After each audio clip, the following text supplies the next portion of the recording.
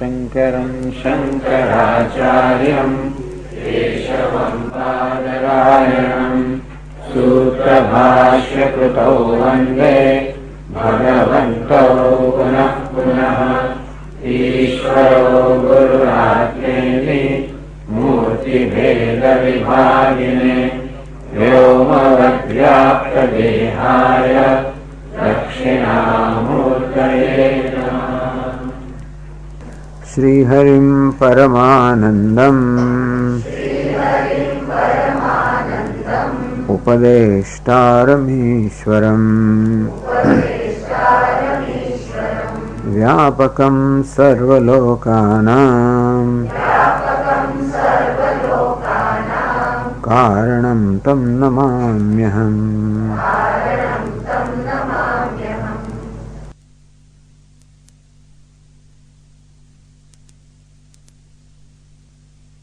भवेन्मौनं सतां सहजसंज्ञितं गिरामौनं तु बालानां प्रयुक्तं ब्रह्मवादिभिः।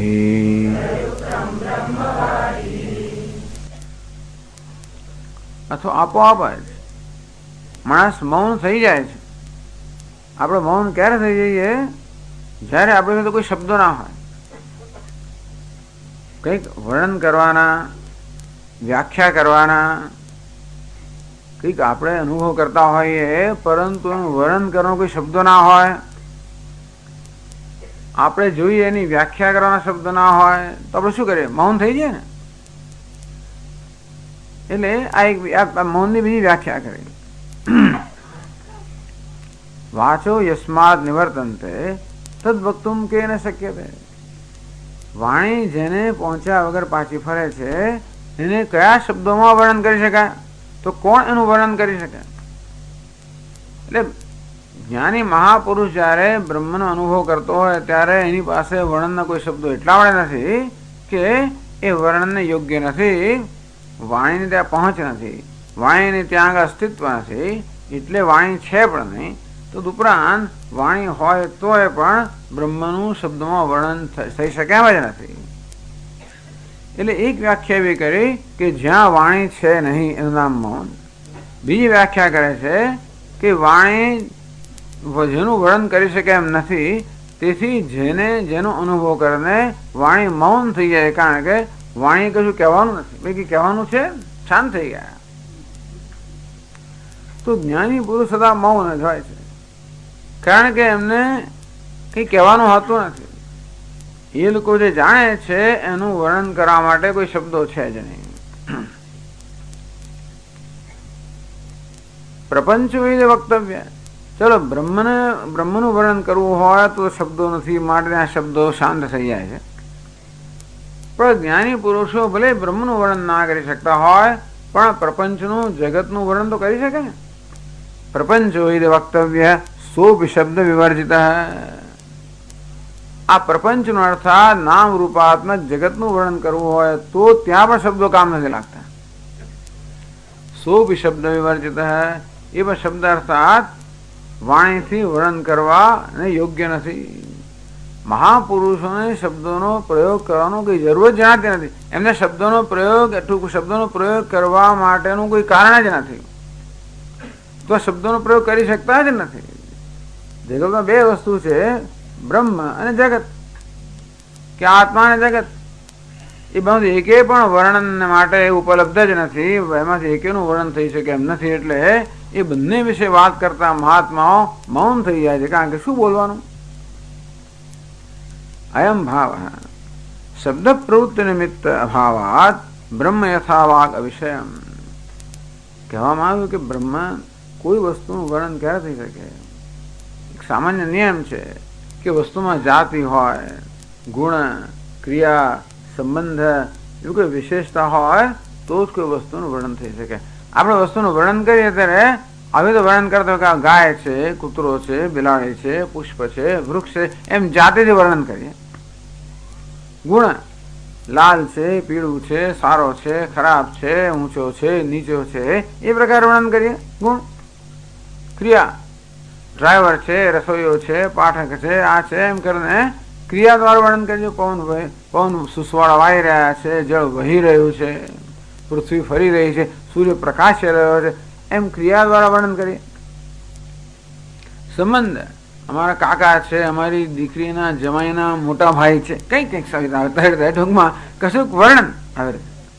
સંબંધ કોઈ વસ્તુ આપણને વર્ણન માટે ક્યારે ઉપલબ્ધ હોય, જ્યારે ક્યાં તો હોય ને કોઈ જાતિ હોય, કંઈક ક્રિયા કર્મ કરતું હોય, ક્યાં તો કંઈક ગુણ ધરાવતું હોય, કોઈ સંબંધિત હોય કે છેવડે નામ એનું હોય. રૂઢી દેવદત્ત શું છે? કશું બીજું નહીં, બસ આવું જ નામ છે.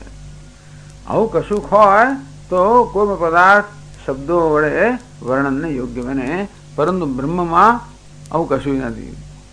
જે બધી જાતિનું કારણ જે સ્વયં જાતિ રહિત છે બધાનું બાપ. પિતાહમસ્ય જગત માતા ધાતા પિતામહ, જગતનું પિતા છું, માતા છું, પિતામહ છું. તસ્માદ્વા એતસ્માદ આત્મન આકાશ સંભૂત. એ આત્મ સ્વરૂપ બ્રહ્મમાંથી આકાશ તેમાય સમગ્ર જગત સર્જાયું, અને તેથી બધા બ્રહ્મના જ વંશજો છે. એ જાતિનું કારણ છે, સ્વયં જાતિ રહીને છે. બધા ગુણોનું કારણ છે, સ્વયં ગુણ રહિત છે. બધા સંબંધોનું કારણ છે, સ્વયં સંબંધ રહિત છે. બધાનું કારણ છે, સ્વયં આ બધા પ્રકારની વિશેષતા રહિત છે. તેથી વર્ણન કરવા એટલે પકડી ના શકાય કે ને, પકડાતું નથી. પકડાય કઈ વસ્તુ પકડાય? આ જાતિ ક્રિયા ગુણ સંબંધ કશું હોય તો પકડીએ એને, અથવા શબ્દ દ્વારા આપણે એને વર્ણવીએ. શબ્દ પ્રવૃત્તિ નિમિત્ત તો શબ્દની પ્રવૃત્તિના નિમિત્ત છે. આ જાતિ ક્રિયા ગુણ સંબંધ આવા જે છે એ વર્ણન કરવા માટે નિમિત્ત બને, કારણ બને, હેતુ બને. એમનું કંઈ પણ બ્રહ્મ ન હોવાને કારણે બ્રહ્મનું કોઈ શબ્દ, બ્રહ્મ શબ્દથી વર્ણન ના થાય, કે આત્મા શબ્દથી, કોઈ શબ્દથી આ તત્વનું વર્ણન ના થાય. યથા વાઘ અવેશ, એટલે બ્રહ્મને માટે વાત કરવાની આવે ત્યારે મહાત્મા ચૂપ થઈ જાય. ભગવાન બુદ્ધને કોઈ કહે કે આત્મા વિશે કહો, ચૂપ. નિર્વાણ વિશે કહો, ચૂપ. ઈશ્વર વિશે કહો, ચૂપ. ચૂપ થઈ ગયા. એમ કરીને બોધ આપતા છે કે ચૂપ. મૌન જ એનો સ્વભાવ છે. પેલો કે મને કહે શૂન્ય ની વાત કરે, આત્મા છે જ નહીં, ઈશ્વર છે જ નહીં. મૌન એક વસ્તુ છે, શૂન્ય બીજી વસ્તુ છે. પહેલા તો મહાત્મા મૌન થઈ જાય. ચાલો જગત નું વર્ણન કરો ભાઈ. પ્રપંચો યદિ વક્તવ્ય સોપી શબ્દ વિવર્જિત તથા નામ રૂપ જાત્યાદિ. આ પ્રપંચમાં બધું છે ભાઈ. પ્રપંચના દરેક પદાર્થનું નામ પણ છે, રૂપ પણ છે, ગુણ પણ છે, ક્રિયા પણ છે, જાતિ પણ છે, બધું છે. તો એ પ્રપંચનું વર્ણન થઈ શકે ને. નામ રૂપ જાત્યાદિ પ્રપંચોપી. આ પ્રપંચના બધા પદાર્થોમાં વર્ણન કરવાની માટેનું કારણ છે, પણ સદસદાદિ વિકલ્પ અસહત્વાત. પહેલા નિર્ણય થતો નથી કે છે કે નથી. કશુંનું વર્ણન ક્યારે કરી શકે? પહેલા નિર્ણય થયો કે આ છે, પછી વર્ણન થાય કે નથી, તો એ પ્રકારનું વર્ણન થાય. આ જગત વિશે પહેલા એ નિર્ણય થતો નથી. એટલે જગતના પદાર્થો ભલે વર્ણન માટે ઉપલબ્ધ હોય, પેલા પદાર્થ છે કે નથી એ જ નક્કી થતું નથી. આ ઘડો છે કે નહીં નક્કી થતું નથી. હું કહું આ ઘડો છું, પેલો કે આ તો માટી છે સ્વામી, કોણ કે ઘડો છે? તેથી માટીના દ્રષ્ટિબિંદુએ ઘડો નથી. સારું ભાઈ, માટી હોય તો તું રાખ માટી. પાણી ભરવું હોય તો એ શું કરે? માટીથી પાણી ભરાય? આ પાણી ભરાય છે તો ઘડો છે કે નહીં? તો કે છે તો ખરો, ઉપયોગી છે માટે છે ખરો, પરંતુ માટી છે માટે નથી એ ખરો. તેથી આ વસ્તુ છે કે નહીં, પછી શું છે એનો પ્રશ્ન આવે ને. વર્ણનનો પ્રશ્ન ક્યારે આવે? પેલા છે એવું નક્કી થાય તો જ વર્ણન થાય ને, કે નથી એવું નક્કી થાય તો નથી એવું વર્ણન થાય. પણ જગત વિશે એનું નામ જ મિથ્યા. જે છે કે નથી બેમાંથી એકે જેને વિશે કહી ના શકાય. એટલે આ પ્રપંચનું વર્ણન આવે ત્યારે મહાત્મા શાંત થઈ જાય. પાછા નાતિવાદી ભવતી મુંડકો અતિવાદી ના ભવતી. જ્ઞાની પુરુષ બ્રહ્મથી અતિક્રમણ કરીને કશું વાત કરતો જ નથી. વાદ કોણ કરે? જે ન જાણનાર લોકો વાદ કરે. આમાં ઘડો જે છે અને આ પહેલો જ છે. આ ફલાણું નથી અને ઢીકણું નથી. જેમ પેલા બધા અંધ પુરુષો આ હાથી માટે વાદ વિવાદ કરતા હોય, થાંભલા જેવો છે અને દોરડી જેવો છે, નિસરણી જેવો છે અને પછી દિવાલ જેવો છે. આ તો બુદ્ધ ભગવાનની વાત છે. અંધ પુરુષો હાથી કેવો છે નિર્ણય કરવા ગયા, જોઈ તો શકે નહીં. અંદરથી એક જણ હાથીની સૂંઢ, હા, હાથી તો બરોબર લીસો છે, સીડી જેવો છે, એટલે પૂંછડી પર ગયો. આ તો દોરડા જેવો છે, એના શરીર આ તો ભીંત જેવો છે, પગ આ તો થાંભલા જેવો છે. આમ દરેકનો પોતાનો નિર્ણય હતો. પછી હાથી વિશેની કઈ ડિબેટ થઈ, એક સેમિનાર છે હાથી વિશેનો. આ બધા પછી એમાં ભાગ લે, દરેક તેને પેપર પ્રેઝન્ટ કરે, મહાનિબંધ, અને જે ચર્ચાઓ બધી ચાલી. પણ જે માણસ જોવે છે હાથીને એમાં શું કહે? થાંભલો છે કે દોરડું છે કે દિવાલ છે કે નિશાની છે કે શું છે? એની પાસે આમાંનો એકેય શબ્દ લાગુ પડતો નથી ને. એ બિચારો મૂક થઈ ગયો. તેવી રીતે જગત તો હંમેશા વાદ વિવાદ કરનાર કોણ છે? કહે છે કે વિકલ્પ સત્વાદ વાગ અતીત હૈ, તો સો ભી શબ્દ વિવર્જિત હૈ. એના વિશે પણ કોઈ પ્રકારનો વાદ થઈ શકે એમ છે જ નહીં. ઇદુક્ત પ્રકારેણ બ્રહ્મ જગતો વિવાદ ત્યાગ રૂપમાં તન્મૌનમ ભવેત. કે તો મૌન એટલે બ્રહ્મ, અથવા આ બ્રહ્મ વિશે કે જગત વિશે બધા પ્રકારના વિવાદોનો ત્યાગ, એ પ્રકારનો મૌન. કે બ્રહ્મ પણ વિવાદ માટે અવેલેબલ નથી, ઉપલબ્ધ નથી, કારણ કે કોઈ શબ્દ વગેરેથી વર્ણન ના થઈ શકે. અને જગત પણ કોઈ પ્રકારના વિવાદ માટે ઉપલબ્ધ નથી, કારણ કે છે કે નથી એ નક્કી થઈ શકતો નથી. વિવાદ કોણ ક્યારે થાય? એટલે મહાપુરુષો છે. આપણે બળ કર્યા કરે જુદી વાત છે. દરેક વસ્તુનો અભિપ્રાય આપ્યા છે, આપો. પણ એ તો અભિપ્રાય કોણ આપે? જે બહુ ઝાઝુ વિચારતો નથી. જયારે ઝાઝુ વિચારો ખબર પડે કે આ અભિપ્રાય એક દ્રષ્ટિબિંદુ જ છે. આમથી જો પછી એવું જ લાગે, પેલું ટેબલ કેવું દેખાતું હતું, આમથી આવું લાગે, નીચેથી આમ લાગે, આમથી આમ લાગે ને બધા ટેબલ જ કહેવાય ને. તેમ જગતની દરેક વસ્તુઓ અનેક પ્રકારના દ્રષ્ટિબિંદુથી જોઈ શકાતી હોય છે. તેથી આપણે શું ખબર કે માખિયાના વિશે શું વિચારતી હશે? તમને ખબર છે? કીડિયાના માટે કેવું વિચારતી હશે? કુંભાર કેવું વિચારતો હશે? ઝીણા ખરીદવું એ કેવું વિચારતું હશે? ઝીણા આ બધું પેઇન્ટિંગ કરવું એ કેવું વિચારતું હશે? દરેક માટે એક જ વસ્તુ 1000 રીતે જોઈ શકાતી હોય છે. તેથી આમાં જ છે ને આમાં જ નથી એવો વિવાદ કોણ કરે? જે લોકો ઝાઝુ વિચારનારા ન હોય ને એ જ આ પ્રકારના આગ્રહો સેવે. તેથી જરાક વિચાર્યો તો દુનિયા વિશે કશો આગ્રહ ના રહે, બ્રહ્મ વિશે આગ્રહનો તો પ્રશ્ન જ નથી. આગ્રહનો અભાવ એટલે જ મૌન. આ બધી વાણીનો જે વિલાસ થતો હોય છે એ બધો તો છેવટે અંદરના કોઈને કોઈ નિર્ણયમાંથી આગ્રહમાંથી થતો હોય છે ને. અને જયારે જોઈએ કે ભાઈ અતદ્વ્યાવૃત્યાયમ ચકિતમ વિદત્તે શ્રુતિરપી, શાસ્ત્ર બિચારું શબ્દોનો પ્રયોગ કરતા બહુ સંકોચ પામે છે. અતદ્વ્યાવૃત્યાયમ એવું વર્ણન કરે જેથી કોઈ વસ્તુ રહી ના જાય. સર્વમ ખલુ ઇદમ બ્રહ્મ, અથવા નેતિ બધી વસ્તુનો નિષેધ કરતા. એટલે ઇતિ વા તદ ભવેન મૌનમ ઇતિ ઉક્ત પ્રકારેણ બ્રહ્મ જગતો વિવાદ ત્યાગ રૂપમ મૌનમ. આ બ્રહ્મનો પણ વિવાદ, બ્રહ્મ પણ વિવાદ માટે ઉપલબ્ધ નથી, જગત પણ વિવાદ માટે ઉપલબ્ધ નથી. તેથી આ વિવાદનો ત્યાગ, મોટો વૈરાગ્ય માંગી લે. કારણ એવું છે ને, આપણી બુદ્ધિને દરેક વસ્તુ વિશે નિર્ણય કરવાની એક ટેવ પડી ગઈ છે. અને દરેક વસ્તુ માટે મારો નિર્ણય હોય તો જ હું બુદ્ધિમાન કહેવાઉં.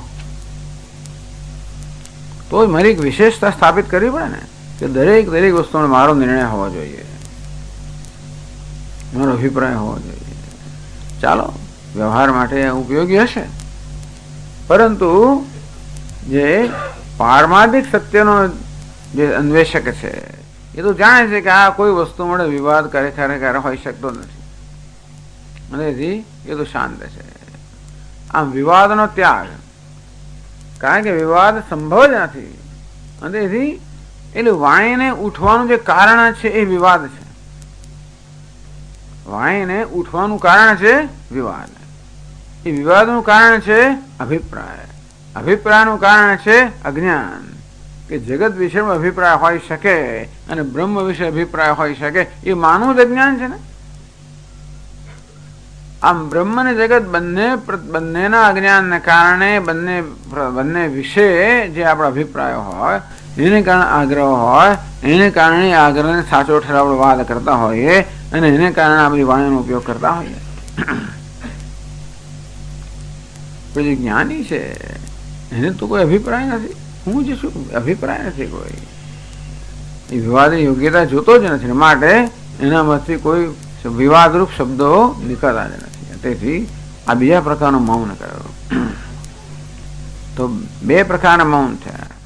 મનઃ પ્રસાદ સૌમ્યતમ મૌનમ. આ ભગવાન ભગવદ્ ગીતામાં મૌનને માનસ તપ તરીકે. તો મૌન આમ તો વાણીનું તપ કહેવાય ને, ભગવાન મૌન શબ્દ ક્યાં વાપરે છે? માનસ તપ, માનસ તપમાં વાપરે છે. એટલે 109મા શ્લોકની પહેલી પંક્તિમાં ઇતિ વા તદ ભવેન મૌનમ સતામ સહજ સંજિતમ. આ સત્પુરુષો માટે આ પ્રકારનું મૌન છે એ સહજ છે. એ કદાચ વાણીનો પ્રયોગ કરતા હોય તોય એમનો મૌન છે. કયા પ્રકારનું મૌન છે? વિવાદનો અભાવ, એ પ્રકારનું મૌન. કોઈ પ્રકારના છાપો લગાવવાનો અભાવ, કોઈ પ્રકારના આગ્રહનો અભાવ, કોઈ પ્રકારના વિવાદનો અભાવ, એ જ મનમાં ઘોંઘાટ કરે છે. આ મૌન કયા સ્તરનું છે? મનના સ્તરનું મૌન. તો મનમાં કઈ વસ્તુ ઘોંઘાટ જન્માવતી હોય છે? આ બધા અભિપ્રાયો, આગ્રહો અને વિવાદો, આ બધું મનમાં ઘોંઘાટ જન્માવતો હોય છે. એને કારણે વાણી ઘોંઘાટ કરે છે. વાણીનો સદુપયોગ પણ થાય, પણ વાણી ઘોંઘાટ કરે છે, કારણ કે મનમાં બહુ ઘોંઘાટ હોય છે. તો જ્ઞાની મહાપુરુષ સહજ સતામ સહજ સંગીતમ, સત્પુરુષોનું જે સહજ કહેવાય, પ્રયત્ન રહિત મૌન કહેવાય, આ છે એમના મનમાં કોઈ આગ્રહો, કોઈ વિવાદ કશું છે જ નહીં. કશી વસ્તુને લોકો છાપ નથી લગાવતા, કોઈ વિરોધ નથી આપતા. તેથી એમના મનમાં સ્વાભાવિક મૌન છે. કેશામ જે આકાંક્ષાયામ સતામ છેદમ પ્રસિદ્ધમ. આ મૌન બી કોણ આવું મૌનનું પાલન કોણ કરે? કે સત્પુરુષો પાલન કરે છે. સતામ સહજ સંગીતમ. સત્પુરુષાણામ સહજ સ્થિતિ નામના પ્રસિદ્ધમ ઇત્યર્થ. આમ સત્પુરુષો, જ્ઞાની મહાપુરુષોની સહજ સ્થિતિ હોય છે, એને જ મૌન કહેવામાં આવ્યું. આ ભાઈ તમે મૌનની વ્યાખ્યા ક્યાંથી લઈ આવ્યા? નનુ વાંગ નિયમનમેવ પ્રસિદ્ધ મૌનવિદ છે. મૌન એટલે વાણીનું નિયમન કરવું, એને મૌન કહેવામાં આવે છે ને.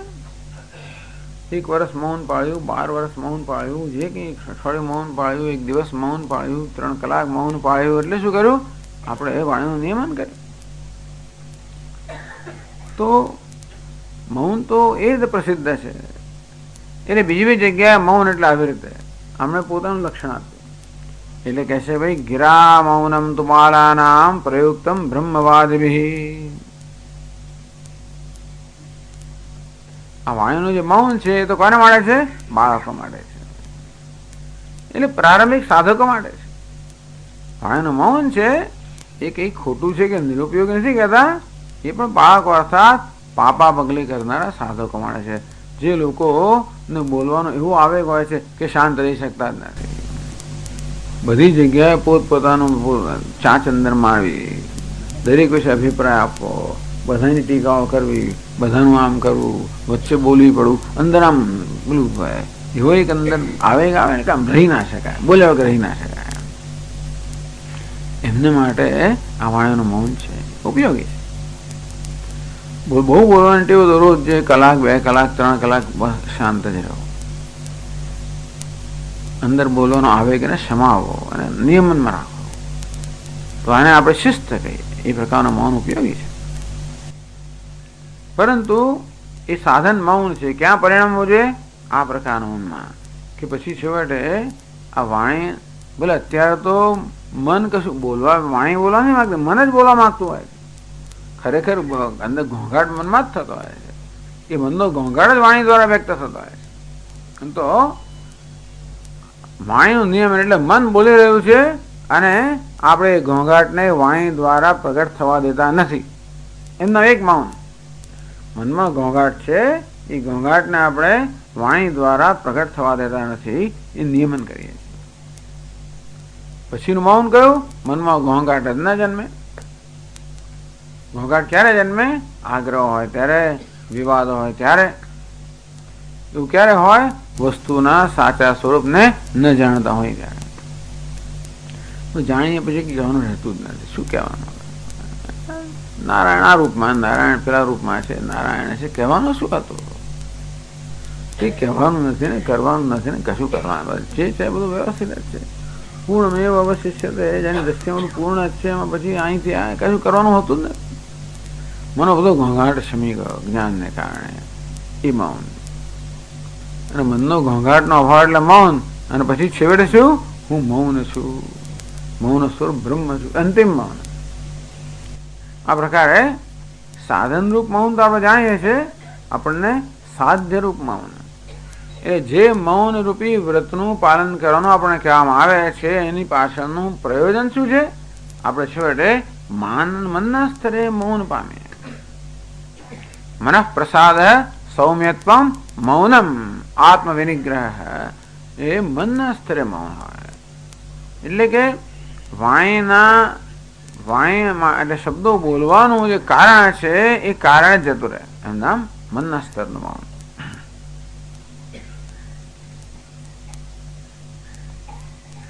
ઇદાનીમ દેશમ લક્ષ્યતિ. હવે દેશનું લક્ષણ કરે છે. શુચૌ દેશે પ્રતિષ્ઠાપ્ય સ્થિરમાસનમાત્મનઃ નાત્યુચ્છ્રિતમ નાતિ નીચમ. ભગવાને કહ્યું કે ધ્યાન ક્યાં કરવું જોઈએ? શુચૌ દેશે પ્રતિષ્ઠાપ્ય. પવિત્ર સ્થળની અંદર આપણું આસન સ્થાપિત કરવું જોઈએ. યોગી યુંજીત સતતમ આત્માનમ રહસ્ય સ્થિત. એકાંત પ્રદેશમાં ધ્યાન કરવું જોઈએ, પવિત્ર પ્રદેશમાં ધ્યાન કરવું જોઈએ. એટલે અરતિ જન સંસદી વિવિક્ત દેશ સેવિત્વમ અરતિ જન સંસદી. વિવિક્ત દેશ, વિજન પ્રદેશ, એકાંત પ્રદેશ. એટલે સ્થળ કેવું હોવું જોઈએ? એકાંત હોવું જોઈએ. બધા માણસોથી જનથી મુક્ત હોવું જોઈએ, પવિત્ર હોવું જોઈએ. એવા સ્થળમાં ધ્યાન કરવું જોઈએ. આ સાર યોગ શાસ્ત્રમાં આ દેશ એટલે સ્થળ માટેના પણ નિયમો કહેવામાં આવ્યા છે. એટલે વેદાંતિ આ દેશનો શું અર્થ કરે છે? એ 110મા શ્લોકમાં કહે છે. આદાવંતે ચ મધ્યે ચ જનો યસ્મિન્ન વિદ્યતે યેનેદં સતતં વ્યાપ્તં દેશો વિજનસ સદેશો વિજનસ્મૃતઃ.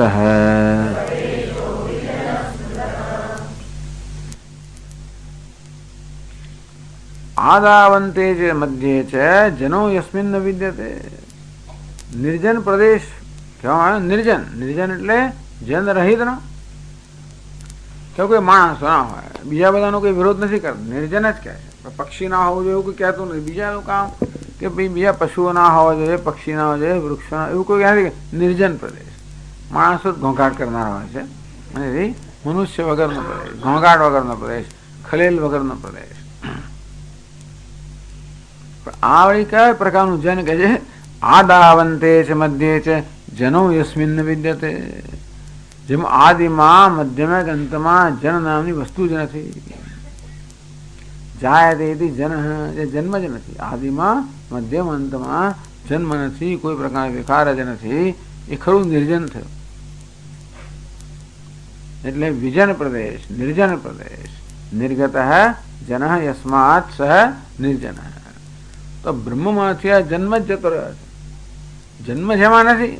જન ક્યારે હોય? જન્મ થયો એને આપણે જન કહીએ ને. પણ જન્મ જ ના હોય તો જનનો પ્રશ્ન નથી ને. એટલે નિર્જન ખરા અર્થમાં કોઈ પણ એવો પ્રદેશ નથી જે ક્યારેક માણસ ના આવી ચડે. તો ગમે તો પ્રદેશ પસંદ કરો તો કોઈક તો આવે છે, ત્યાં ભટકાઈ જાય, તમને ફરતું ફરતું આવી જાય, ક્યારેક આવી જાય. અને જળનો અર્થ જેનો જન્મ થયો એમ કહીએ તો પક્ષીઓ આવી જાય, પ્રાણીઓ આવી જાય, એટલે એવું તમને આમ એકાંત જ્યાં કોઈ પ્રકારની કોઈ પ્રકારનો ખલેલ ના હોય એવું તો બને નહીં. છતાં આપણે એવો પ્રયત્ન કરીએ, એવો પ્રદેશ શોધવાનો પ્રયત્ન કરીએ જ્યાં ખલેલ ના હોય, પણ છતાં શું એટલે એવો પ્રદેશ પસંદ કરો છે કોઈ જન ફરકી જ ના શકે. કયો પ્રદેશ છે? બ્રહ્મ એવો પ્રદેશ છે. આદાવંતે છે, મધ્ય છે, આદિમાં, મધ્યમાં, અંતમાં, જે બધા જ જન્મનું કારણ છે, બધા જ જન્મ જેને કારણે છે, અર્થાત જગતનું અધિષ્ઠાન છે, મૂળ કારણ છે. બ્રહ્મ કેવું? સ્વયં કેવું છે? જન્મ વગરનું છે. તેથી એટલે આદાવંતે જ જનો યસ્મિન જન, જન એટલે કે જન્મ, કે જન્મ પામનારું કોઈ વસ્તુ જ્યાં આગળ વાસ્તવમાં વિદ્યમાન નથી. ન જાયતે મ્રિયતે વા વિપશ્ચિત નાયમ કુતશ્ચિન્ન બભૂવ કશ્ચિત અજો નિત્ય શાશ્વતો એમ પુરાણ. જે કોઈનું કારણ નથી, કશાનું કાર્ય પણ નથી, અને તેથી જેનો જન્મ પણ નથી, વૃદ્ધિ પણ નથી, ક્ષય પણ નથી, મૃત્યુ પણ નથી, એવું બસ એમાં હોય તો ક્યાંય જન્મનો પ્રવેશ જ નથી. યેનેદમ સતતમ વ્યાપ્તમ એટલે અત્ર જનસ્ય ત્રિકાલિક અભાવ આનુભવિક. હવે આ જ્ઞાની પુરુષો તો બધા માણસો વચ્ચે વિચરણ કરે છે અને તોય નિર્જન પ્રદેશમાં હોય છે. આ જ્ઞાની લોકો બધા જન વચ્ચે અર્થાત મનુષ્ય વચ્ચે વિચરણ કરતા હોવા છતાં નિર્જન પ્રદેશમાં જ હોય છે. એટલે કહે છે અત્ર જનસ્ય ત્રૈકાલિક અભાવ આદિમાં, મધ્યમાં, અંતમાં, ભૂતકાળમાં, વર્તમાનમાં, ભવિષ્યમાં આનુભવિક. એ અનુભવનો વિષય છે. સ્વપ્રતીત્યા જ્ઞેય. બ્રહ્મ અર્થાત આત્મા ત્રણેય કાળમાં કોઈ પ્રકારના જન એટલે કે મનુષ્યથી રહિત છે. એ તો પોતાના અનુભવથી જો, એ પોતાની પ્રતીનો સવાલ છે, એટલે આપણે બીજાને બતાવી ના શકીએ. પેલો નિર્જન પ્રદેશ છે ને, આપણે ત્યાં કોઈને લઈ જઈ શકીએ. જયારે બતાવો તો સ્વામીજી, એટલે આપણે લઈ જઈએ કે જો આ કર્ણ પ્રયાગમાં ફલાણે ઉપર આ ગુફામાં જાય. નિર્જન પ્રદેશ 20,000 ફૂટ ની ઊંચાઈ રહે, તપોવન 15,000 ફૂટ, એનાથી 5,000 ફૂટ ઊંચું, 20,000 ફૂટ. બોલો, કશું જ ત્યાં કોઈ પક્ષી કશું ચકલું ના ફરકે, કશું જ નહીં. હું ત્યાં કે અવાજ તો ખાલી પવન સુસવાટ આવે ખરા ત્યાં, બાકી કોઈ અવાજ કોઈ વસ્તુનો પ્રવેશ ત્યાં નથી. તો ત્યાં જન પહોંચી ગયો. ભાવ છે કે ત્યાં જન પહોંચી તો ગયો. એ પણ બધી અવસ્થામાં નિર્જન તો ના જ કહી શકાય. દુનિયામાં એવું કોઈ પણ સ્થળ નથી જે બધી અવસ્થામાં નિર્જન હોય. માઉન્ટ એવરેસ્ટ પર પહોંચી જાય અને ખૂણા ખાંચામાં જે નહીં પહોંચે પહોંચી જશે. એ લોકો પહોંચનારા બધે પહોંચવાના છે. બસ એમનો શોખ છે કે જ્યાં કોઈ ના પહોંચે ત્યાં મારે પહોંચવું. એટલે એમ જોવા જઈએ તો જગતમાં એવું કોઈ સ્થળ નહીં હોય જેને મુખ્ય અર્થમાં નિર્જન કહેવાય, જ્યાં ક્યારેય જન છે જ નહીં, એવું બને નહીં. એક જ એવું નિર્જન છે. આદિમાં, મધ્યમાં કે અંતમાં, સર્જન પહેલા, સર્જન વખતે, સર્જન પછી ક્યારે પણ જન જ જ્યાં નથી, જન્મ જ નથી, એવું એક સ્થળ છે. કયું? બ્રહ્મ. તેથી એ બ્રહ્મરૂપી નિર્જનમાં જ્ઞાની મહાપુરુષો નિષ્ઠ છે. તેથી એ તો નિર્જન પ્રદેશમાં જ છે. આપણે શરીરમાં બેઠેલા હોઈએ તો પછી આ દુનિયાની ઝંઝટ કે ઘોંઘાટ છે એની વચ્ચે બેઠેલા હોઈએ.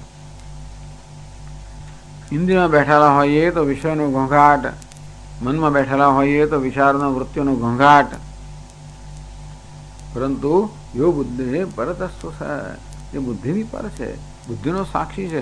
બુદ્ધિનો જ્યાં પ્રવેશ નથી, ન તત્ર ચક્ષુર ગચ્છતિ, ન વાગ ગચ્છતિ, ન મન, કોઈનો પ્રવેશ જ ત્યાં છે. માણસ તો ચકલું તો જાઓ તો આંખ પણ જઈ ના શકે, વાણી પણ જઈ ના શકે, મન પણ ના જઈ શકે, કોઈનો પ્રવેશ ત્યાં નથી. એટલે એવો નિર્જન પ્રદેશ. એટલે જ્ઞાની મહાપુરુષો બધા જનોની મધ્યમાં હોવા છતાં નિર્જન પ્રદેશમાં વિચરણ કરતા હોય છે. અત્ર જનસ્ય ત્રૈકાલિક અભાવ આનુભવિક. આ તો અનુભવનો વિષય છે, વ્યક્તિગત વિષય છે. સ્વપ્રતીત્યાજ્ઞેય. ટૂંકમાં એ પોતાની પ્રતીતિથી માત્ર જાણવાનો છે, પણ આ કોઈને બતાવી ના શકાય, કોઈ લઈ નહીં જઈ શકે આપણાથી. વર્ણન ના કરી શકાય, કોઈ લઈ ના જવાય. જરા બતાવો તો ખરા કેવો પ્રદેશ છે ભાઈ. તો કે આ તો તમારે પોતે જ શોધી, તમારે પોતે જ આનો અનુભવ કરવાનો છે, તો પોતે જ જાણવાનો છે. તો લૌકિક શાસ્ત્રીય પ્રતીતિભ્યામ, લૌકિક પ્રતીત એટલે આપણે આંખોથી જોઈ શકીએ એવા નિર્જન પ્રદેશ નથી. અરે શાસ્ત્રો વર્ણન કરી શકે એવો પણ નિર્જન પ્રદેશ નથી. આ તો પોતે સ્વયં અનુભવી શકે એ પ્રકારનો નિર્જન પ્રદેશ છે. વિરોધાદિભાવ પ્રતીતિ અને નિર્જનતા બંને વિરોધી છે, માટે લૌકિક શાસ્ત્રીય પ્રતીતિનો વિષય ન હોઈ શકે. આદાવંતે છે મધ્યે છે જનો યસ્મિન ન વિદ્યતે, ટૂંકમાં આદિમાં મધ્યમાં અંતમાં કોઈ જન નથી, જીવ નથી. અને યેનેદમ સતતમ વ્યાપ્તમ, જેના વડે આ જગત નિરંતર વ્યાપ્ત છે. પાછું નહીં તો શું થાય, જ્ઞાની જવું ક્યાં પડે? જો જ્ઞાની નિર્જન પ્રદેશમાં રહેવું તો ક્યાં જવું પડે ભાઈ? તો એ સતતમ વ્યાપ્ત, બધી જગ્યાએ નિર્જન પ્રદેશ છે. પેલું નિર્જન પ્રદેશ કેવો હોય? એક જ જગ્યાએ હોય ને બીજા ના હોય. એકાંત કોને કહેવાય? એકાંત પ્રદેશ કે નિર્જન પ્રદેશ કેવો હોય? એક જ સ્થળે હોય, બીજા ના હોય. 20,000 ફૂટની ઊંચાઈ પછી નીચે ના હોય. 15,000 ફૂટમાં લોકો અવર જવર કરતા, તપોવનમાં જતા હોય, અવર જવર કરે. એટલે પેલે ત્યાં શોધી કાઢો 5,000 એનાથી ઊંચું. સારું ભાઈ, કોઈ જાય જ નહીં ત્યાં આગળ. બરાબર છે. એટલે જ્ઞાની મહાપુરુષે નિર્જન પ્રદેશ રહેવું તો ત્યાં જ રહેવું પડે ને. નહીં યેન એકદમ સતતમ વ્યાપ્તમ. આ નિર્જન પ્રદેશ કેવો છે? બધે વ્યાપ્ત, બધે ફરતો હોય તો નિર્જનમાં હોય. યેન સર્વદમ તતમ યેન એકદમ સતતમ વ્યાપ્તમ.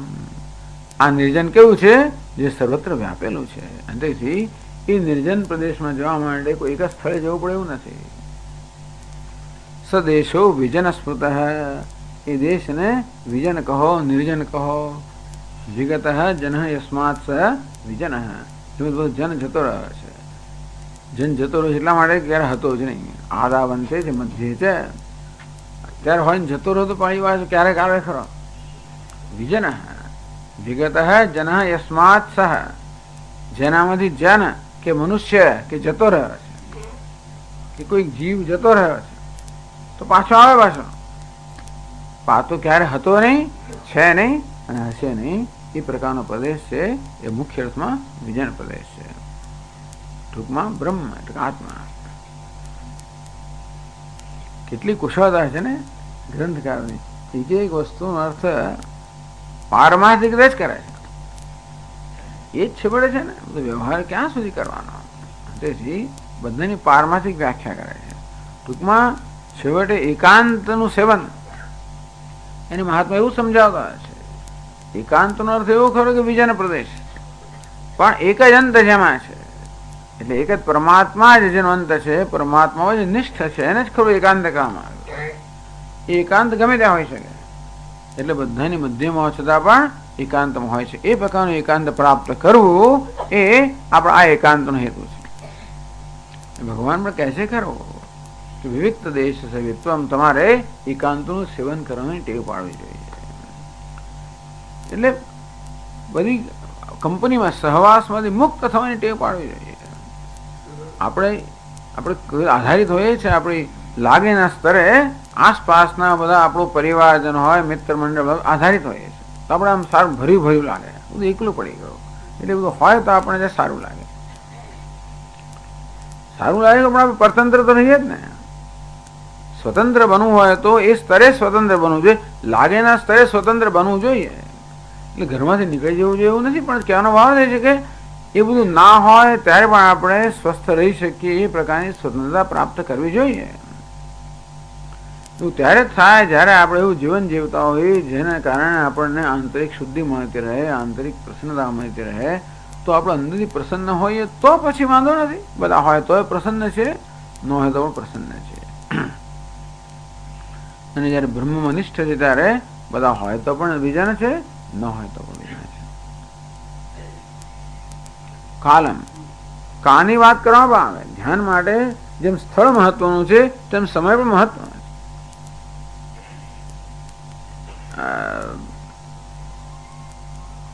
રાત રહે જાહરે પાછલી ખટગડી સાધુ પુરુષે સુઈને રહેવું. એટલે જયારે 6 ઘડી 6 ઘડી રહી ગઈ હોય ત્યારે સાધુ પુરુષે ઉઠી જવું જોઈએ. સૂર્યોદય થાય પહેલા ઉઠી જવું જોઈએ. 6 ઘડી 2.5 કલાક પહેલા ઉઠી જવું પડે. બ્રાહ્મ મુહૂર્ત એટલે કાળ પણ કયો છે, અર્થાત એવો કાળ પણ છે, સમય પણ છે જે ધ્યાન માટે ઉપયોગી છે, સહાયરૂપ છે. આ વિજયનો દેશ, આ સ્થળ જે બધા મનુષ્યોની ખરીલથી મુક્ત છે એ પણ ધ્યાન માટે અત્યંત ઉપકારક છે, ધ્યાન માટે અત્યંત અનુકૂળ છે. અને તે રીતે એવો સમય જ્યારે કોઈ ઘોંઘાટ ના હોય આસપાસનો, જોડે જોડે બ્રાહ્મ મુહૂર્ત. એટલે ડોંગર મહારાજ કહે કે જો સવારના પરમાં નદીએ સ્નાન કરવા નીકળે તો આપણને જો સપ્તર્ષિઓ તપ કરી રહ્યા છે, જો આપણે નીકળે તો બધાનું આપણે એમને બધાના આશીર્વાદ પ્રાપ્ત થાય. તો બધા પછી એ તપ ત્યારે કરતા હોય બધા બ્રાહ્મ મુહૂર્તમાં. તેથી આપણે પણ જયારે કરીએ, મહાત્માઓ મહાપ્રભુ કરતા હોય ત્યારે એમને લાભ આપણને પ્રાપ્ત થાય. અથવા જે વાત પણ બ્રાહ્મ મુહૂર્તમાં એ પ્રકારનું એક વાતાવરણ છે.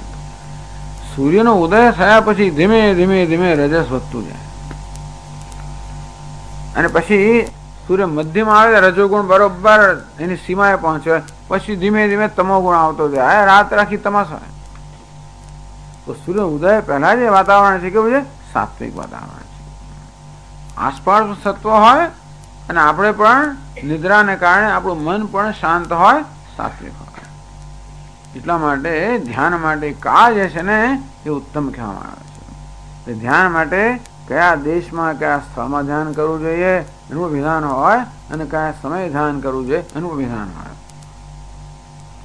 એટલે એ ધ્યાન જે કાળ જે છે, કાલન લક્ષ્ય એ કાલનું લક્ષણ કરે છે. 111 શ્લોકમાં કહે છે કલનાત સર્વભૂતાનાં બ્રહ્માદીનાં નિમેષતઃ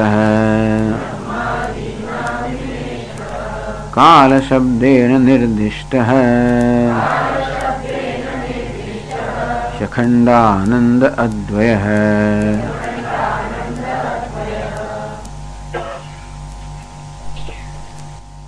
બ્રહ્માદીનામ સર્વભૂતાનામ નિમેષતઃ કલનાથ. કલનાથ કાલ જે કોયો કરી જન્મ કાળ. કાલ હે જગત ભક્ષક, સમગ્ર જગતનું ભક્ષણ કરનાર આ કાલ છે. યસ્ય બ્રહ્મચ ક્ષત્રમ છે ઉભે ભવતો ઉદન. પણ ખરો કા કયો છે? ભક્ષણ કરનાર જો કા કહીએ તો જગતનું કાલો જગત ભક્ષક, જગતનું ભક્ષણ કરનાર તો કા છે. એટલે કહ્યું ને ભાઈ આયુર નશ્યતિ પશ્યતામ પ્રતિદિનમ યાતિ ક્ષયમ યૌવનમ. દરરોજ આયુષ્ય આપણું ક્ષીણ થઈ રહ્યું છે, દરરોજ યૌવન ક્ષીણ થઈ રહ્યું છે. પ્રત્યાયાંતિ ગતા પુનર્દિવસા. જે દિવસ ગયા ક્યારે પાછા આવતા નથી. કાલો જગત ભક્ષક. આમ કાળ જગતનું ભક્ષણ કરી રહ્યા છે. કાલ ક્રીડતી ગચ્છતિ આયુ. આમ કાળ ક્રીડા કરી રહ્યો છે, ભક્ષણ કરી જ રહ્યો છે. તો આ રીતે ભક્ષણ કરનારને આપણે કા કહીએ તો ભાઈ મુખ્ય ભક્ષણ કરનાર કોણ છે ખબર છે? યસ્ય બ્રહ્મચ ક્ષત્રમ છે ઉભે ભવતો ઓદન મૃત્યુ યસ્યોપસેચનમ કઈ સ્થા વેદ યત્ર સહ. કઠોપનિષદમાં કહ્યું કે બ્રહ્મ ક્ષત્રિય એ તો જેને માટે ભાત ઓદન, અર્થાત બ્રાહ્મણ ને ક્ષત્રિય એટલે સત્વગુણ રજોગુણ આ 3 ગુણનું બન્યું જગત જેના માટે ઓદન છે, ભાત છે. મૃત્યુને એ ભાતને ખાવા માટે ચટણી જોઈએ કે અથાણું જોઈએ ને. આંધ્રપ્રદેશમાં લોકો થાળીમાં મોટો ભાતનો ઢગલો કરે, પછી એની અંદર પૂરી માત્રામાં ઘી રેડે, પછી આટલું અથાણું લે અને અથાણું બરોબર ની અંદર મેળવે, લાલ ચોળ ભાત થયો હોય, પછી એના દડા કરે અને પછી એક પછી એક 3 જ મિનિટમાં આખી થાળી ભરેલો ભાત. એ ભાત ખાવા માટે આવું જોઈએ. ઉપસેચનમ, જરા ઘી હોય, ચટણી હોય અને અથાણું હોય તો એ ભાત ખાવાનો ઓર આનંદ આવે. એટલે ભગવાન પણ આવું જ કરે છે, કોળીઓ કરે છે. યસ્ય બ્રહ્મચ ક્ષત્રમ છે ઉભે ભવતઃ ઓદન. આ બ્રાહ્મણ ને ક્ષત્રિય, બ્રાહ્મણ એટલે સાત્વ, જે ક્ષત્રિય રજસ, એટલે ટૂંકમાં આ સત્વ રજસ તમસ ત્રણેય ગુણનું બનેલું કે વર્ણાશ્રમ બનેલું આ જગત એ જેના માટે ભાત સમાન છે. મૃત્યુ યસ્યોપસેચનમ, આ મૃત્યુ છે, કાળ છે, જે બધાને ખાઈ જનારો છે, એ કાળ જેના માટે ઉપસેચન છે, ચટણી છે, અથાણું છે. ટૂંકમાં ભગવાન જયારે જગતનો આહાર કરતો હોય ત્યારે કાને મેળવીને કરે. કા કે સમયરૂપી ચટણીને મેળવીને પછી જગતરૂપી ભાતનો આહાર કરે. બધું જતું રહે. ટૂંકમાં જગત જાય, કા પણ જતો રહે. ભાત ખાધો ચટણી ખવાઈ જાય ને જોડે, અથાણું પણ ગયું. તેવી રીતે આ જગત ગયું, કાળ પણ ગયો. એ ખરો કાલ કાલા, એનામાં કાનો પણ જે કાળ છે.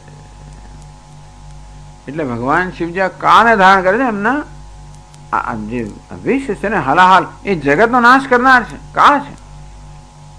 ભગવાન તો શું છે? એ કાળને ધારણ, કાલ છે, કાલ હે, કાનો પણ કાળ છે. એ ખરો કાળ કહેવાય. કલનાથ કાલ હે, કાલે સમય ખરું. કલના લે ટક ટક કરીને ગણતો હોય ને કાળ કહેવાય. કલયતી કાલ હે, ગણતો હોય ને, ક્ષણે ક્ષણે ગણ્યા જ કરતો, ટક ટક ટક ટક ટક. કલનાથ કાલ હે, એ ગણતરી કરે છે. ખરો ખરો હિસાબ એકાઉન્ટન્ટ છે એ બાબુ, હિસાબ કરનારો ખરો છે, કોઈ દરરોજ ચૂકે નહીં હિસાબમાંથી. આ રીતે ગણતરી કરે છે માટે કાલ કહેવાય. પણ કલનાથ કાલ હે, કોળીઓ કરી જાય છે માટે પણ કાળ કહેવાય ને. તું અર્થ કરવામાં આવે કલનાથ સર્વભૂતાનામ બ્રહ્માદિનામ નિમેષતઃ. આ બ્રહ્માદિથી માંડીને સમગ્ર જગત જે છે બધા ભૂતોનો આહાર કરવા માટે પરમાત્માને કેટલો સમય લાગે? આંખના પલખારામાં જે બધાને ખાઈ જાય છે. ખાઈ જાય છે એટલે શું? આમે ખાઈ જાય છે ભગવાન. જો કે અર્જુને જોયું ને જેવી રીતે ભગવાન બધા રીતસર કૌરવ પાંડવોનું સૈન્ય બધું ભગવાનના મુખમાં પ્રવેશ કરી જ રહ્યું છે. નદીનામ વિષાદ ભરદીપ્તમ જુલનમ પતંગા, જેવી રીતે પેલા બધા પતંગિયાઓ અગ્નિમાં ઝંપલાવતા હોય બધા ઝંપલાવી રહ્યા છે. ભગવાન તો બધા ખાઈ આરામથી લેલિષ્યતે ગ્રસમાનમ સમંતાત, આ બધાને ગળતા ગળતા ખાતા ખાતા ચાટી રહ્યા છે, આસ્વાદ લઈ રહ્યા છે. એવો પણ કાળ ખરો. એ તો ભગવાન જગતનો કાળ છે, સમગ્ર જગતનો પ્રલય કરનાર છે. તો ઉપરાંત એ ક્ષણ માત્રમાં કાળને ખાઈ જાય, અર્થાત દેશને કાળથી પર હોવાને કારણે ક્ષણ માત્રમાં કાળનો જે બાધ થઈ જાય, એ નિમેષાદ એ ક્ષણની અંદર જ બ્રહ્માજી માળીને સમગ્ર જગતનો જે આહાર કરી જાય, કોળીઓ કરી જાય, એ માટે પરમાત્માને કાળ કહેવામાં આવે. કાળ શબ્દેને નિર્દિષ્ટ, તો કાળ શબ્દથી એનો નિર્દેશ થાય છે. કોનો? અખંડાનંદ અદ્વય, અખંડ આનંદ સ્વરૂપ અદ્વય કયું? અદ્વય એટલે જ્યાં કાળ હોય ત્યાં હંમેશા સર્જન હોય, ત્યાં દ્વૈત હોય. તો આ દ્વૈતનું ભક્ષણ કરનાર અદ્વિતીય પરમાત્મા આ દ્વૈતના કારણભૂત કાળનું ભક્ષણ કરી જાય. અથવા કલનાદ, કલન ગણતરી કરવાને કારણે નિમેષતઃ આરભ્ય કલનાદ સર્ગ સ્થિતિ પ્રલય આધારત્વાદિતિ અર્થ.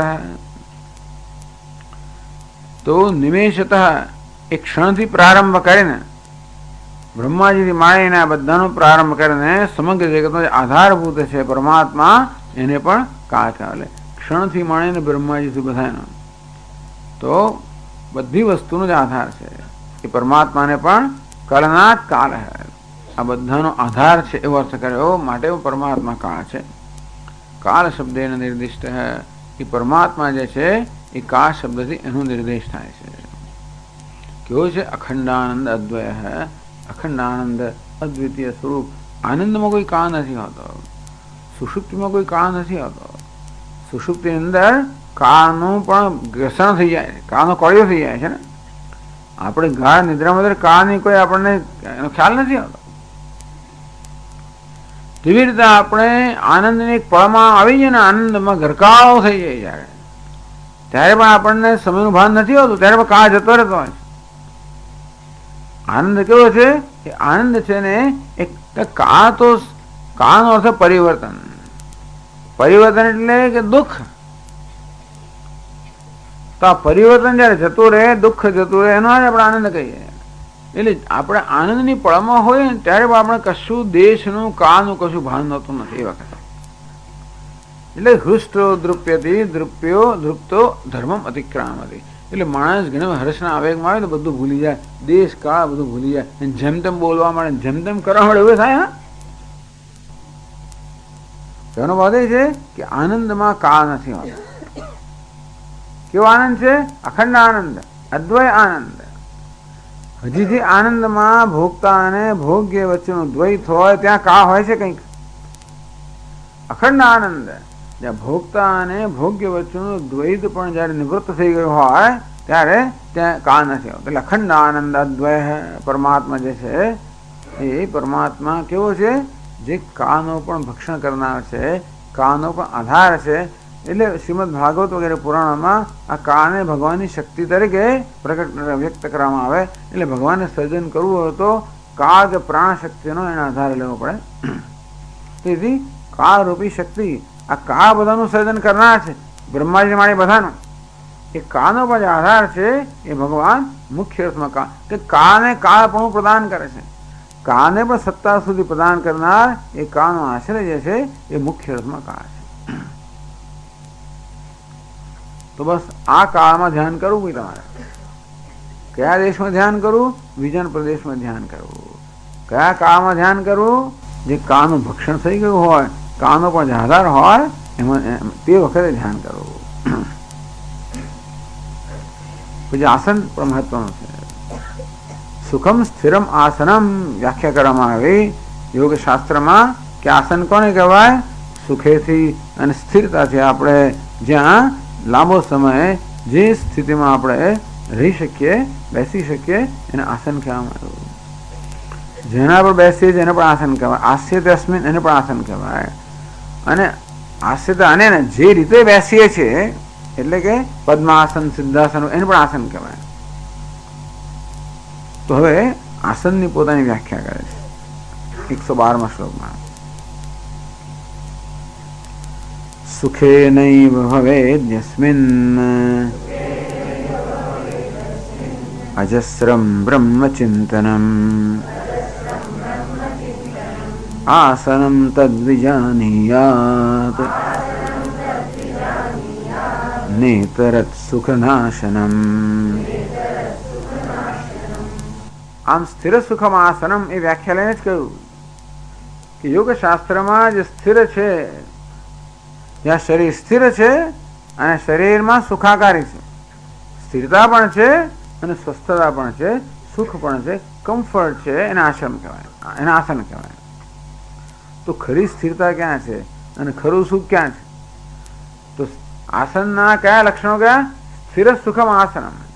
જે સ્થિર પણ છે અને સુખ પણ તેમાં છે, જેમાં સ્થિરતા પણ છે અને સુખ પણ છે, શરીરની એ અવસ્થાના આસન કહ્યું. તો ખરી સ્થિરતા ક્યાં છે અને ખરું સુખ ક્યાં છે? સુખે નૈવ ભવેદ યસ્મિન અજસ્રમ બ્રહ્મચિંતનમ. ચાલો, તો અજસ્રમ નિરંતર બ્રહ્મચિંતન, નિરંતર બ્રહ્મચિંતન જેમાં બને એને જ આપણે આસન કહેવું જોઈએ. ખાલી બેઠેલાને જ આસન કહેવું નહીં. ત્યાં સુખ પણ હોય અને સ્થિરતા પણ હોય. અજસ્રમ બ્રહ્મચિંતનમ ભવેદ, નિરંતર કોઈ પ્રકારના વિક્ષેપ વગર જ્યાં બ્રહ્મનું ચિંતન થતું હોય, સુખથી કોઈ પ્રકારના આયાસ વગર, એટલે કે સ્વાભાવિક રીતે પ્રયત્ન વગર નિરાયાસ જ્યાં આગળ નિરંતર બ્રહ્મનું ચિંતન થતું હોય એ બ્રહ્મનિષ્ઠા એ જ સાચું આસન છે. જ્યારે જ્ઞાની પુરુષ બ્રહ્મનિષ્ઠ હોય ત્યારે હું બ્રહ્મ છું એ પ્રકારનું અનુસંધાન સતત અનુસારે તો સ્વાભાવિક નિષ્ઠ જ છે. અને એથી અજસ્રમ નિરંતર સુખેન આયાસ વગર બ્રહ્મચિંતન થતું, હું બ્રહ્મ છું, હું બ્રહ્મ છું, હું બ્રહ્મ. એ વૃત્તિ પણ નથી. પછી તો ચાલો નિધિધ્યાસનના આપણે એ પ્રકારનું આસન કહી શકીએ. નિધિધ્યાસન જ્યાં અહમ બ્રહ્માસ્મિ, હું બ્રહ્મ છું એ પ્રકારની સજાદે વૃત્તિઓનો પ્રવાહને જાળવવામાં આવતો હોય એ સ્થિતિને આસન કહેવામાં આવ્યું. એમાં બેઠેલા જ છે આપણે. માણસ ત્યારે શરીરમાં નથી બેઠેલો હોતો. શરીરમાં બેઠેલા હોય ત્યારે શરીરની સ્થિરતા અને સુખ મહત્વનું હોય ને. પણ બ્રહ્મમાં જ બેઠેલો હોય તો ખરું આસન કયું છે? બ્રહ્મમાં બેસવા રૂપી આસન. એટલે કહ્યું સુખે નૈવ ભવેત યસ્મિન અજસ્રમ બ્રહ્મચિંતનમ, નિરંતર જેમાં બ્રહ્મચિંતન થતું હોય સુખથી અનાયાસે આસનમ તદ વિજાણ્યાત, એને તમારે આસન કહેવું છે. ન ઇતર સુખનાશનમ, એ સિવાય બાકીની બધી વસ્તુ દુઃખરૂપ છે. બ્રહ્મ સિવાયનું કશું પણ, બ્રહ્મ સિવાય કશામાં બેઠેલા હોય એ તો દુઃખ જ હોવાનું. બ્રહ્મમાં બેઠેલા હોઈએ તો સુખ હોય, બ્રહ્મ સિવાય કશામાં શરીરમાં બેઠેલા હોઈએ. બેઠેલા એટલે એવું આપણો અહમભાવ જ્યાં હોય ત્યાં બેઠેલા હોઈએ. એટલે આપણે સામે ક્યાં બેઠેલા? શરીરમાં બેઠેલા હોઈએ. તો જ્ઞાની પુરુષ તો નવદ્વારે પુરે દેહી નૈવ કુર્વન્ન કાર્યમ સુખમાસ્તે સર્વકર્માણિ મનસા સંન્યસ્યાસ્તે સુખમ વસી. સુખમાસ્તે એનું એ સુખાસન થયું. સુખમ સ્થિર, કંઈ કામ કરતો તો હલન ચલન થાય ને, કામ કરતો નથી અને કરાવતો નથી, એટલે સ્થિર છે. એટલે આ પ્રકારે બ્રહ્મમાં નિષ્ઠારૂપ જે આસન છે એ જ મુખ્ય આસન છે. એમાં જ સુખ છે. તમારે સુખતા, સુખ અને સ્થિરતા એ લક્ષણો મુખ્યત્વમાં ઘટાડવા હોય તો બ્રહ્મમાં જ ઘટે. બ્રહ્મ સિવાય ક્યાંય પણ બેઠેલા હોઈએ, ક્યાંય તાદાત્મ્ય હોય તો દુઃખ હોવાનું જ છે, કારણ કે દ્વૈત હોવાનું જ છે. એટલે કદાચ ને આપણું મન દુઃખી ના હોય પણ દુઃખની બધી સંભાવના તો છે જ. જ્યાં સુધી દ્વૈત છે, દ્વૈત પ્રગટ હોય કે અપ્રગટ હોય, જ્યાં સુધી હું બ્રહ્મ છું એ પ્રકારનું જ્ઞાન નથી, ત્યાં સુધી હું જીવ છું એ પ્રકારનું જ્ઞાન હોય, ત્યાં સુધી જગતમાંથી ભિન્ન જ હોય. કદાચ વિષયના આનંદના નશાને કારણે ક્ષણભર માટે એ દ્વૈત ભૂલાઈ જાય, કોઈ નષ્ટ થતું નથી, હોય તો છે જ. એટલે ક્યાં તો પ્રગટ અર્થમાં પ્રગટ જે દુઃખ હોય કે અપ્રગટ દુઃખ હોવાનું જ. દ્વૈતમાં બેસવું એ કેવું છે? દુઃખમાં બેસવા સમાન છે. એ દુઃખથી થતું આસન છે. એટલે કે ને તરત સુખના આશ્રમ. આ બીજું જે છે ને આસન તમે જે કહો છો એ તો સુખનો નાશ કરનાર છે. શરીરમાં આ પ્રકારે બેસવું વગેરે એ સુખનો નાશ કરવાનું આસન છે. દ્વૈતમાં છે ને આસન. યોગી લોકો દ્વૈતમાં બેઠા, વેદાંતિ લોકો એમ જ કહે કે યોગશાસ્ત્ર પુરુષ અને પ્રકૃતિ બંનેની સમાન સત્તા સ્વીકારે છે, તદુપરાંત દરેક આત્મા ભિન્ન ભિન્ન છે એવું સ્વીકારે છે. અને એટલા માટે એ પ્રકારના દ્વૈતમાંથી ક્યારે મુક્ત થઈ જ ના શકે. એટલે એ યોગી જે આ પ્રકારની સમજ ધરાવે છે તો દ્વૈતમાં જ બેઠેલો હોય, એ દુઃખમાં જ બેઠેલો હોય. નહીં તરત સુખના આશ્રમ, સુખનો નાશ કરનાર જે બીજું છે એને આસન ના કહેવાય. પણ આ ટીકાકાર છે ને એ આ શ્લોકની વ્યાખ્યા જયારે વિલક્ષણ કરે છે. એ શું સુખે નહીં, આમ સુખે અને નહીં બેને જુદા પાડે છે. બ્રહ્મચિંતનમ, બ્રહ્મ અને ચિંતનમ ને જુદા પાડે છે. તો એમની વ્યાખ્યાનો મેળ બેસે, બાકી નહીં બેસે. સુખે નૈવ ભવેદ યસ્મિન, યસ્મિન સુખે એટલે સુખરૂપે બ્રહ્મણી, જે સુખ સ્વરૂપ કે આનંદરૂપ બ્રહ્મમાં બ્રહ્મચિંતન ચિંતનમ, ચિંતનમ ભવેદ, ચિંતનમ નૈવ ભવેદ. જે સુખ સ્વરૂપ બ્રહ્મમાં કોઈ ચિંતન થતું જ નથી. કેવું ચિંતન? કર્તવ્ય ચિંતા, કોઈ ચિંતા નથી. શું કરવું શું ના કરવું આ પ્રકારની ચિંતા સામાન્ય માથા પર સવાર હોય, પરંતુ જે બ્રહ્મમાં શું કરવું ન શું, કાં કર્તૃત્વ જ નથી. જે કર્તૃત્વ જ ના હોય ત્યાં કર્તવ્યની ચિંતા હોય ને. કર્તવ્યની ચિંતા ક્યારે હોય? કર્તૃત્વ હોય ત્યારે. કર્તૃત્વ જન્ય તો ઘણા લોકો સવારના ઉઠ્યા ત્યારથી આ સાફ કરો, ગૃહ સાફ કરો, ફલાણું કરો. કેમ કરતો? હું ગૃહિણી છું, ફલાણું. આવું કર્તૃત્વ હોય. પેલા ગૃહપતિને કયું કર્તૃત્વ? એને કયું થતું નથી એવું કઈ. તો એને એવું કર્તૃત્વ જન્મતો જ નથી આવતું. તો કોઈ ચિંતા નથી. કશી વસ્તુની ચિંતા ક્યારે થાય? ઘણા લોકો સવારના પહોરથી ઉઠીને 3:30 વાગે ઉઠી જાય ને પેલા રસોઈનો ઉઠાડો ને આ કરો ને ચા મૂકો ને પેલું કરો. કર્તવ્ય છે. તો કર્તવ્યની ભાવના જેનામાં હોય એને મનમાં ચિંતા હોય કે કરવાનું છે, શું કરવાનું છે, શું ન કરવાનું, કેમ કરવું, કેમ ન કરવું. અને બધાને કશું ને કશું કર્તવ્ય તો હોય જ. ભલે ને VRS લઈ લીધું હોય અને ભલે બધું કર્યું હોય તો એ કશું તો રહી જ ગયું હોય. બીજું કંઈ કરવાનું બાકી રહી જાય. શું કરવું એ ચિંતન થાય છે, બીજું કંઈ નહીં. તો હવે શું કરવું એ પ્રકારનું ચિંતન પણ થાય. અને જ્યાં સુધી કર્તૃત્વ છે ત્યાં સુધી એક અથવા બીજા પ્રકારની ચિંતા થવાની છે. માણસ બિચારા વેરસ લઈ લે ખરા જોશમાં પેલું મોટું પેકેજ ગોલ્ડન શીખ પેકેજ બતાવે અને બસ, અને પછી નોકરીમાં એવો સંઘર્ષ, એવી માથાકૂટ અને છૂટો વચ્ચેથી તમે ક્યારે છૂટવું, અને ચાલો સરકારે ગયો છૂટી ગયા, અને પછી ઉપર પૈસા આપ્યા, કામ નહીં કરવાનું આટલા પૈસા આપ્યા, ખુશ થઈ ગયા, બહુ સરસ મજા આવે. અઠવાડિયું, 15 દિવસ, મહિનો, 2 મહિના, ધીમે ધીમે પછી એનો કંટાળો આવે, કંઈક કરવાની ઈચ્છા થાય. શું કરવું હવે, ઘરમાં કોઈ કંઈ કરવા નથી, તમે કંઈ કરશો નહીં, તમે તો બહાર બજારમાં જાઓ, આખો દાડો પેલો સવારે 9 વાગ્યાથી રાતે 10 સુધી કામ કરતો હતો, આખો દાડો માથા ઉપર હોય તો એ પણ બહુ જ રૂપ થાય પડે આપણને. એને કહેવામાં કે તમે ત્યાં આવે, તમે જ્યાં શાક લઈ આવો, લાઇબ્રેરીમાં જાઓ, સત્સંગમાં જાઓ, બીજી જગ્યાએ જાઓ, ઉપર જાઓ, જપ કરો, કંઈ કરો, આપણે ચિંતા કાલે કરવું છે. જ્યાં સુધી કર્તૃત્વ છે ત્યાં સુધી હંમેશા કોઈનું કોઈ પ્રકારનું કર્તવ્ય રહેવાનું. દુનિયા આપણા પર કર્તવ્યનો બોજ ના નાખે તો આપણું મન કોઈ પ્રકારનો બોજ નાખવાનું, કારણ કે અંદર અજંપો છે ને, જ્યાં સુધી અંદર અજંપો છે ત્યાં સુધી અજંપો આપણી પાસે કશું કરાવવાનો નથી. સુઈ રહ્યો તો ઉઠાડી મૂકે કે ઉઠ, પેલો મળવા આવવાનો છે, પેલું આમ કરવાનું છે, ફલાણું કરવાનું, કશું ઉઠાડી મૂકે આપણને. એટલે સુવા આપણું મન જ ના સુવે, અંદર અજંપો સુવા ના લે. આવી રીતે એટલે કશી ચિંતા તો રહે છે.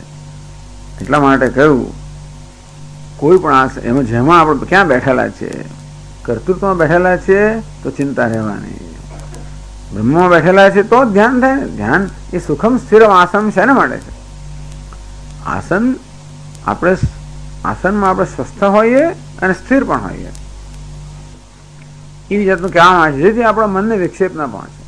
શરીર હાલ્યા કરતો તો મન પણ હાલ્યા કરે, અને પછી અંદર આમ કંઈ અહીંયા ઘૂંટણ દુખે ને ત્યાં દુખે તો આપણું મન કોઈને કોઈ વિક્ષેપ પહોંચાડે. શરીર પણ બહુ છેવટે પછી આપણું ધ્યાન દોર્યા જ કરે.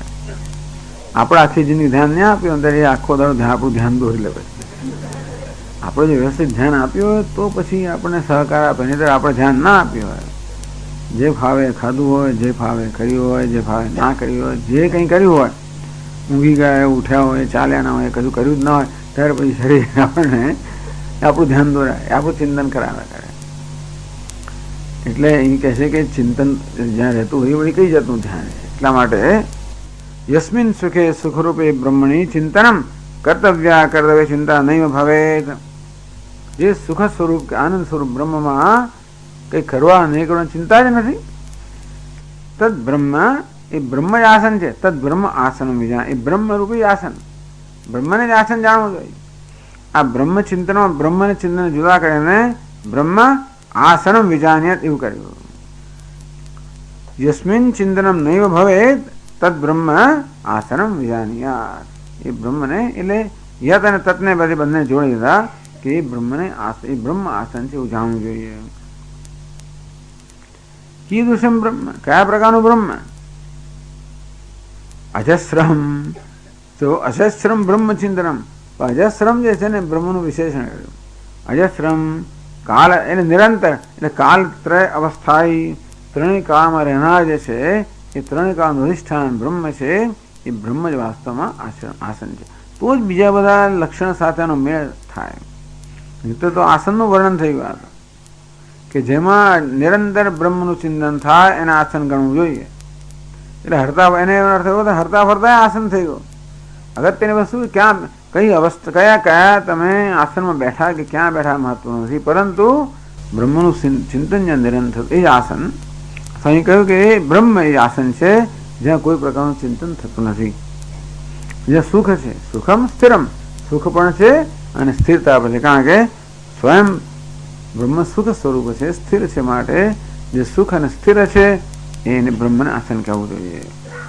નહીં તરત સુખનાશનમ, એ સિવાયનું બીજું જે કંઈ છે એ સુખનો દ્વૈત છે, એ સુખનો નાશ કરનાર છે, સુખ આપનાર નથી.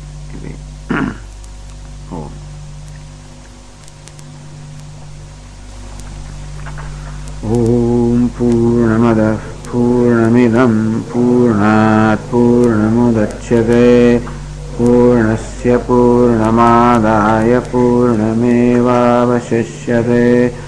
ઓમ શાંતિ શાંતિ શાંતિ. शङ्करं शङ्कराचार्यं केशवं बादरायणं सूत्रभाष्यकृतौ वन्दे भगवन्तौ पुनः पुनः। ईश्वरो गुरुरात्मेति मूर्तिभेदविभागिने व्योमवद्व्याप्तदेहाय दक्षिणामूर्तये नमः। ॐ शान्ति शान्ति शान्तिः। हरि ओम्। श्रीगुरुभ्यो नमः। हरि ओम्।